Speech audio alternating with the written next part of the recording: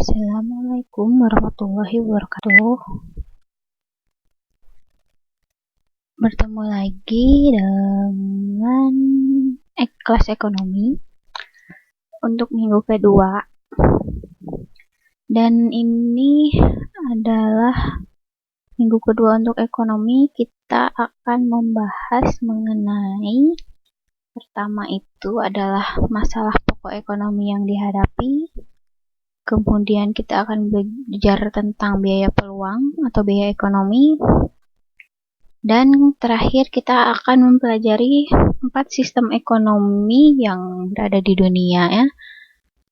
Dan sistem ekonomi negara kita Indonesia. Kemudian saya akan memberikan latihan soal yang harus teman-teman kerjakan. Untuk bab pertama tentang masalah pokok ekonomi yang dihadapi.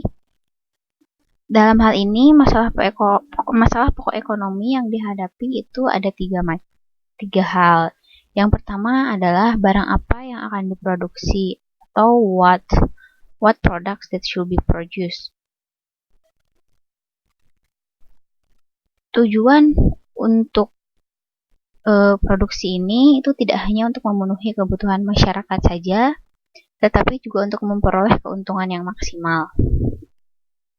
Yang kedua adalah how, bagaimana cara memproduksi barang-barang tersebut.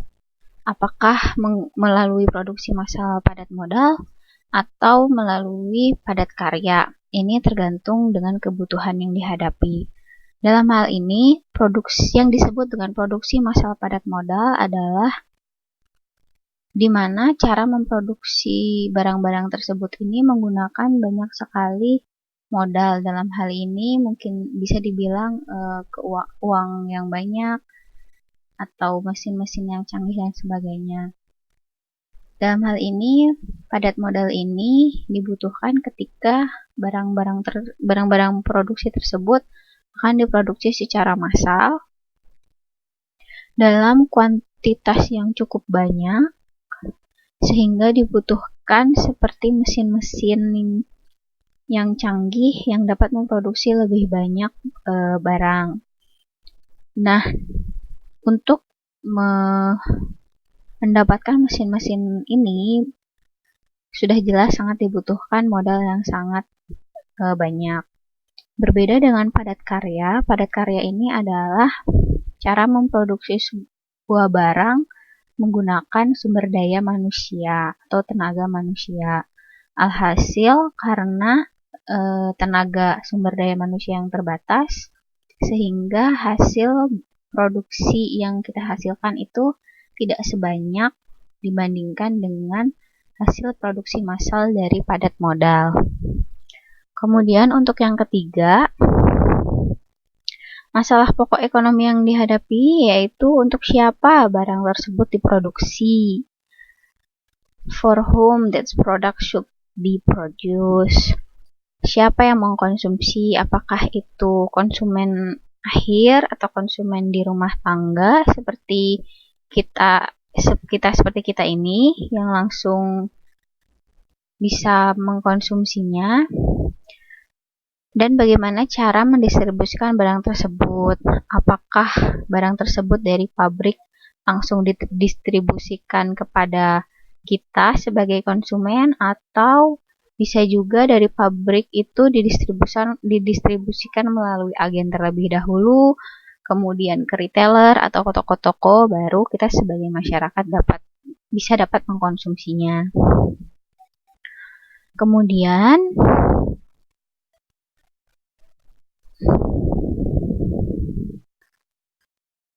untuk selanjutnya kita mempelajari mengenai biaya peluang atau biaya ekonomi. Dalam hal ini bisa didefinisikan bahwa biaya peluang atau biaya ekonomi ini adalah suatu ukuran dari biaya ekonomi yang harus dikeluarkan dalam rangka memproduksi suatu barang atau jasa tertentu dalam kaitannya dengan alternatif lain yang harus dikorbankan. Dalam definisi ini saya bisa menyebutkan contoh. Misalnya seorang nelayan, dia mempunyai setiap harinya dia bisa menghasilkan, pertama dia bisa memetik 6 buah kelapa. Selanjutnya dengan tenaga yang dia punya dalam satu hari itu, dia juga bisa menghasilkan 3 ekor ikan, bisa menangkap 3 ekor ikan. Di sini sebagai contoh, misal kita mau menghitung berapa biaya peluang atau biaya ekonomi untuk menghasilkan ikan yang lebih. Di sini nelayan yang notabene hanya mempunyai tenaga yang sama setiap harinya, berarti dia harus mengurangi tenaganya untuk memetik buah kelapa, sehingga kelapa yang dihasilkan hanya lebih sedikit, dan dia mempergunakan tenaganya yang lain untuk mencari ikan yang lebih. Jadi untuk contoh tadi, dalam sehari sebelumnya dia bisa memetik 6 buah kelapa dan 3 ikan. Kita bagi saja, kalau kita mau mencari biaya peluangnya ikan, 6 kelapa dibagi 3 ikan, hasilnya 2. Jadi 2 kelapa itu bisa menghasilkan 1 ikan. Begitu. Kemudian yang harus kita ketahui juga bahwa tidak semua faktor produksi langsung dapat dipergunakan atau tidak dapat dijual dengan mudah. Faktor produksi yang tidak memberikan kontribusi ini dihitung sebagai biaya tenggelam atau sunk cost. Misalnya berdasarkan buku, contohnya misalnya pabrik tekstil yang ingin beralih produksi menjadi minyak goreng. Dalam hal ini, untuk menghasilkan minyak goreng, kita pastinya tidak membutuhkan mesin tekstil kan.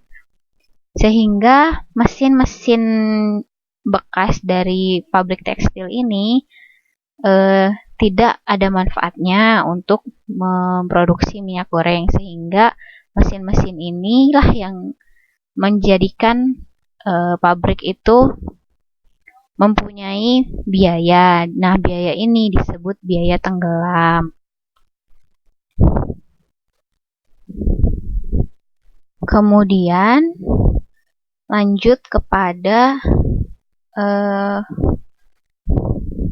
hal mengenai sistem ekonomi. Dalam hal ini kita mempunyai 4 sistem ekonomi yang pernah dianut oleh beberapa negara di dunia ini, yaitu pertama itu adalah sistem ekonomi tradisional. Sistem ekonomi tradisional ini berpola atau berasal dari nilai budaya masyarakat. Akan tetapi tingkat produktivitas masyarakat ini masih rendah. Teknologi yang digunakan dalam produksi pun masih sederhana, dan pengaturan sistem ekonomi ini diatur menurut kebiasaan yang turun-temurun. Dalam sistem ekonomi tradisional ini, dia mempunyai kelebihan antara lain tidak terjadi persaingan di dalam sistem ekonomi ini, sehingga konflik-konflik jarang sekali atau bahkan tidak pernah terjadi, dan cukup aman karena tidak ada target pencapaian. Juga tidak menimbulkan stres bagi masyarakat. Akan tetapi, sistem ekonomi ini mempunyai kekurangan.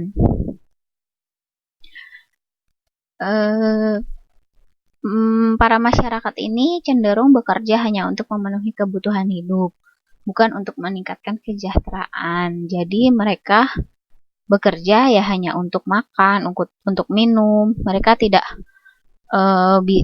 memikirkan mengenai rumah saya harus lebih punya tingkat lagi dan sebagainya. Kemudian mereka bekerja bukan untuk mencari keuntungan. Dan jarang terjadi perubahan-perubahan yang dapat mengangkat derajat kehidupan masyarakat di dalam sistem ekonomi tradisional.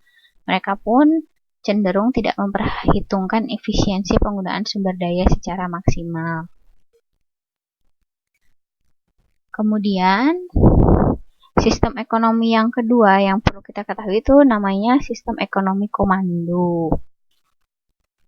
Dalam sistem ekonomi komando ini, seluruh kegiatan ekonomi meliputi produksi, distribusi, dan konsumsi, bahkan harga barang-barang, tingkat suku bunga, itu diatur dan ditentukan oleh pemerintah. Masyarakat sama sekali tidak diberi kebebasan dan tidak diberi kesempatan untuk berusaha secara mandiri. Kelebihan dari sistem ekonomi komando ini, pemerintahlah yang bertanggung jawab penuh terhadap perkembangan ekonomi. Sehingga kita sebagai rakyat ini ya bisa dibilang hanya bersantai-santai saja begitu. Kemudian kebutuhan rakyat itu merata dan menyeluruh. Tidak ada kelas-kelas dalam masyarakat, tidak ada si miskin, tidak ada si kaya, tidak ada si sangat kaya, dan tidak ada si sangat miskin. Kemudian krisis ekonomi pun jarang terjadi karena kontrol dari pemerintah yang sangat ketat.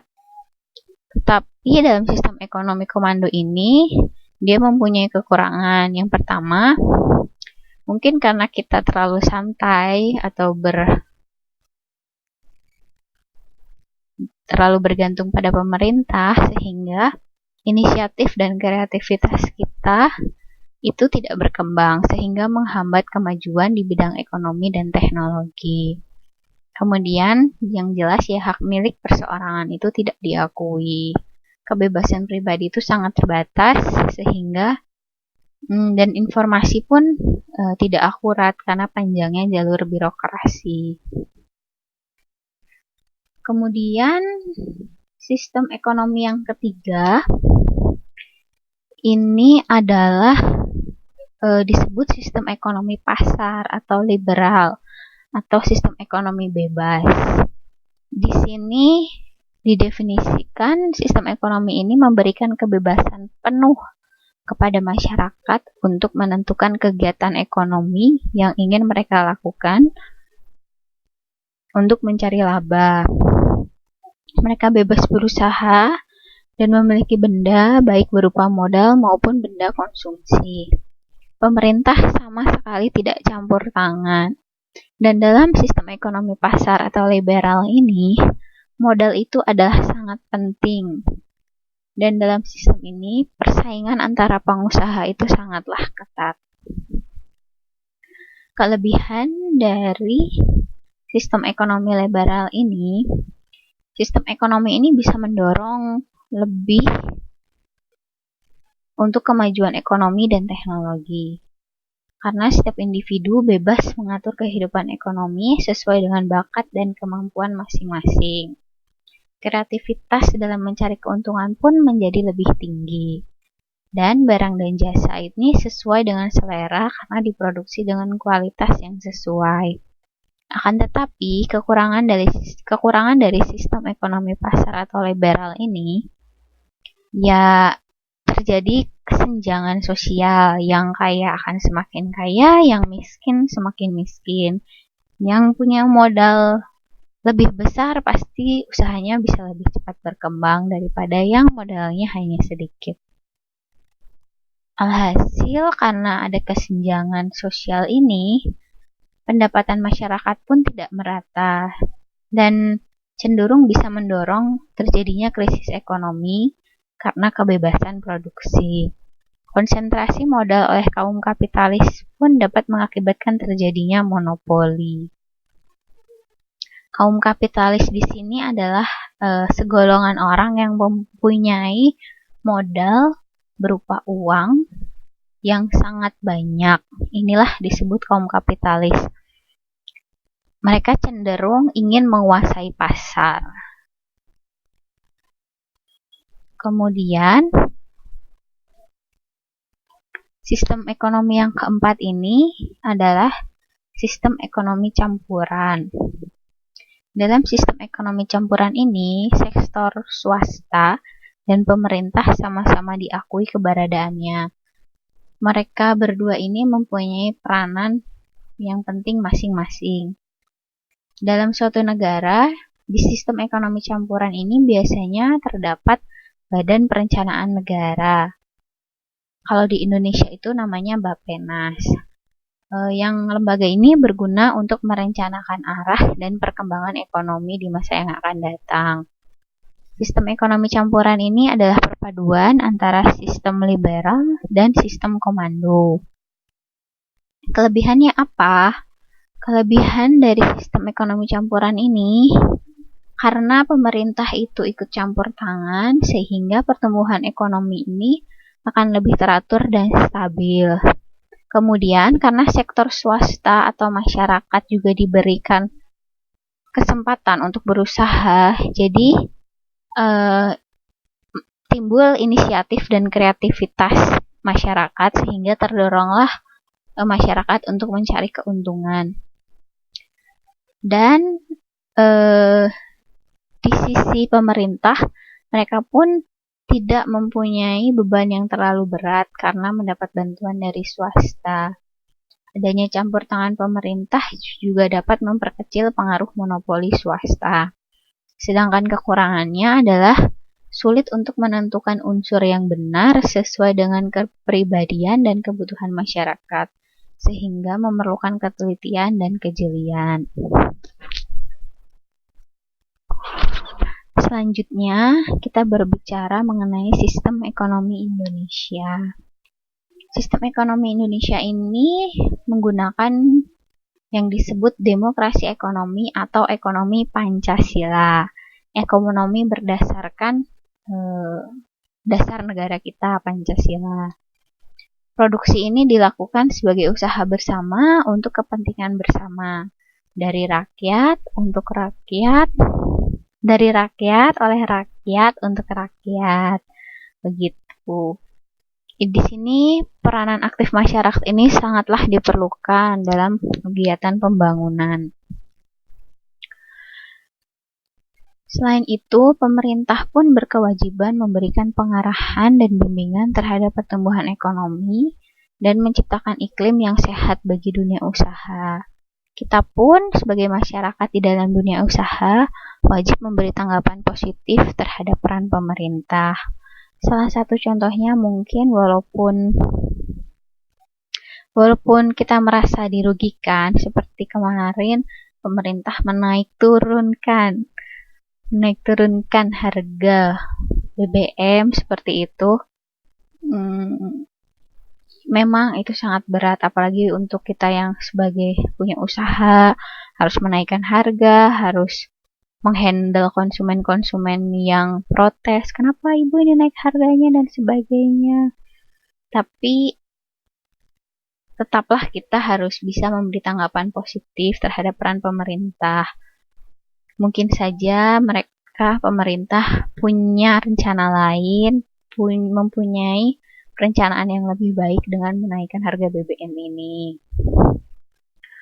Selanjutnya, dalam sistem ekonomi Indonesia ini disusun berdasarkan Pasal 33 Undang-Undang Dasar 1945. Yang bisa kita lihat di sini di ayat 1 disebutkan perekonomian disusun sebagai usaha bersama berdasar atas asas kekeluargaan. Kemudian, cabang-cabang produksi yang penting bagi negara dan yang menguasai hajat hidup orang banyak dikuasai oleh negara.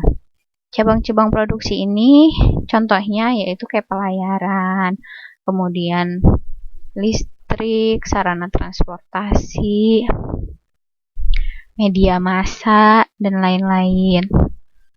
Kemudian yang dalam ayat 3 disebutkan bahwa bumi dan air dan kekayaan alam yang terkandung di dalamnya dikuasai oleh negara dan dipergunakan untuk sebesar-besarnya kemakmuran rakyat.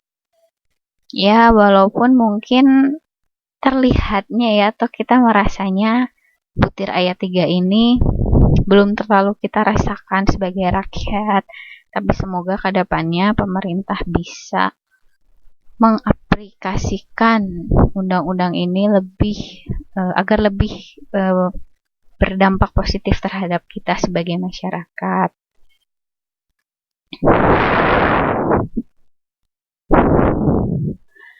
Yang perlu kita pahami juga dalam sistem ekonomi Indonesia ini, sumber kekayaan dan keuangan negara ini digunakan dengan pemufakatan lembaga perwakilan rakyat, dalam hal ini MPR atau DPR, serta pengawasan terhadap kebijaksanaannya pun terdapat pada lembaga perwakilan rakyat. Kemudian perekonomian daerah dikembangkan secara serasi dan seimbang antar daerah dalam satu kesatuan perekonomian nasional dengan menggunakan potensi dan peran serta daerah secara optimal dalam rangka perwujudan wawasan Nusantara dan ketahanan nasional. Warga negara pun memiliki kebebasan memilih pekerjaan dan mempunyai hak akan pekerjaan dan penghidupan yang layak. Inilah yang salah satu PR besar oleh pemerintah kita saat ini, untuk menyediakan lapangan pekerjaan yang memadai, juga penghidupan yang layak untuk sebagian besar masyarakat di Indonesia saat ini.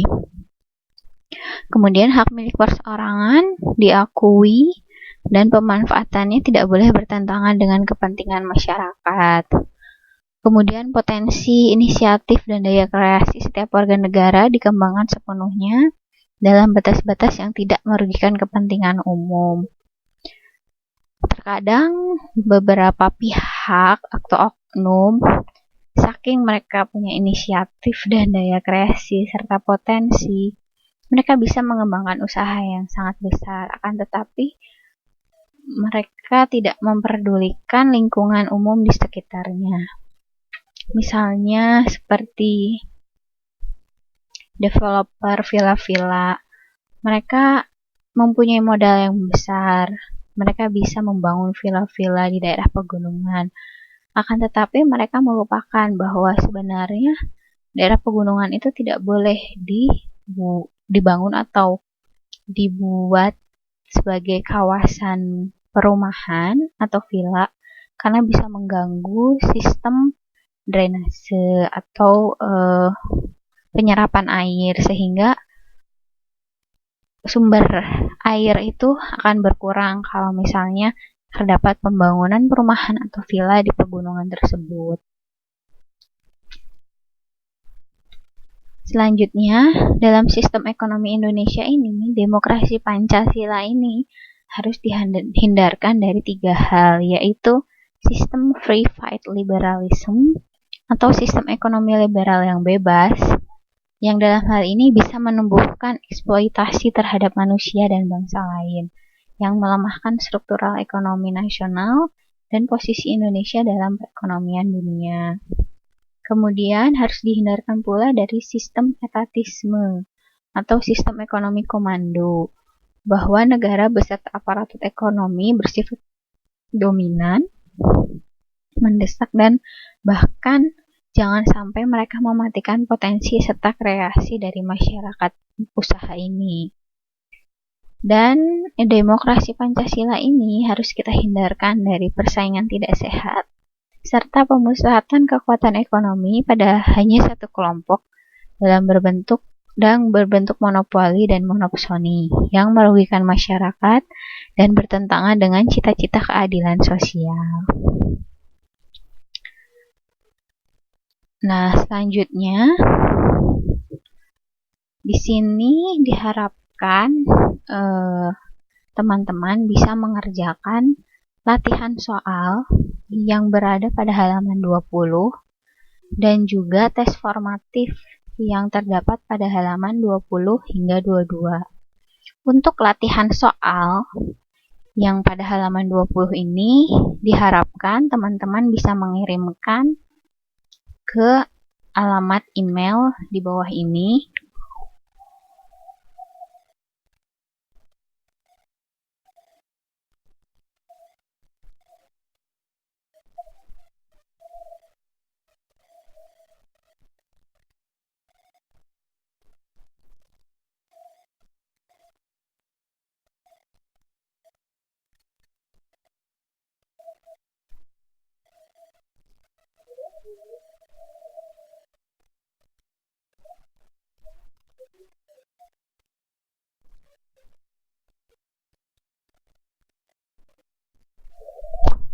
Ya, bisa dikirimkan melalui ekonomi.kpca@gmail.com atau ke email ivonsandia.sp@yahoo.co.id.